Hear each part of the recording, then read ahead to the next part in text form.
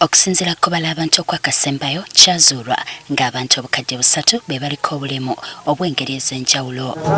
Ku bano ebitundu 6.5 ku buli 100 bali wansi wa myaka 13 nga bangi bali ku mutendera gwa primary. Bangi ku bo balina obuzibu bw'obutawulira. Kati waliwo alipoota efulumiziddwa ekitongole ekigatta abantu abalina okusoomooza mu kuwulira Uganda Federation of the Hard of Hearing ku nsoma y'abaana abalina obuzibu bw'okuwulira ng'essira lyateereddwa ku masomero ga primary.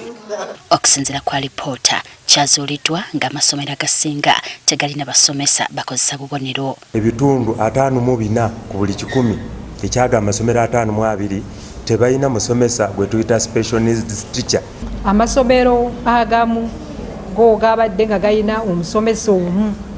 Kati bw'oba otunuuliddemu ebibiina okuva ku ky'oluberyeberye paka ku ky'omusanvu, omusomesa omu tasobola kwasaganya abaana bano bonna. Kyazuulwa nga bwe baludde okwejjukanya ku bye basoma.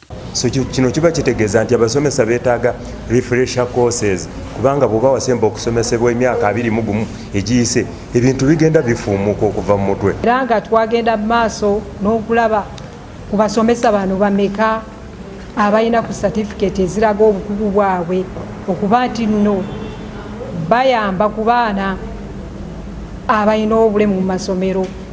Era nga mu disitulikiti zonna nga betwakola okunoonyereza twazuulamu 2 bokka, abalala nga bo tebatendekebwangako. Newankubadde abayizi bangi abalina okusoomooza mu kuwulira ebitundu 99 kamu tebakozesangako buuma bubayambako kuwulira. Obwa hearing aids tebabulina, era nga statistics zatulaze nti 99.1% tebakozesangako ku hearing aid.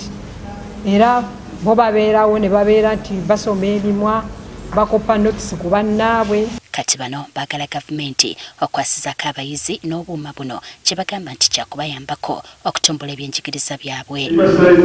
N'ebisomesebwa abaliko obulemu nabyo baagala birowoozebweko mu masomero. Importance of educational assessment cannot be overemphasized, particularly for children who are hard of hearing. Learners who are hard of hearing have huge challenges, and many of them drop out of school because of the barriers they face in school. So educational assessment not only helps to identify these children early, it also helps to screen to find out those who need help and those who may not. Ekitongole ky'ebigezo UNEP kigamba kiriko abantu 100 bekitegese abagenda okuyambako ku bigezo by'abayizi abaliko obulemu. Them is going to support candidates who require people to write for them, who require transcription. So we have over 1,000 transcribers alone. Candidates who have that condition I said, dyslexia, are over 1,000. Okunoonyereza kuno kwakoleddwa mu district okuli Luweero, Kyenjojo, Nebbi ne Buduuda.